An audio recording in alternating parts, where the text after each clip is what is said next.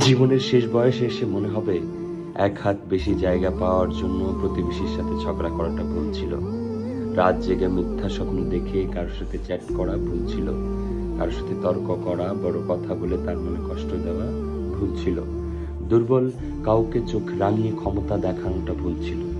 জীবনের শেষ বয়সে এসে মনে হবে ক্লাসের সবচেয়ে ব্রিলিয়েন্ট স্টুডেন্ট না হতে পারলেও খুব ক্ষতি ছিল না। অনেক টাকায় জীবনে ইনকাম করতে না পারলেও বড় কোনো কিছু ক্ষতি হতো না।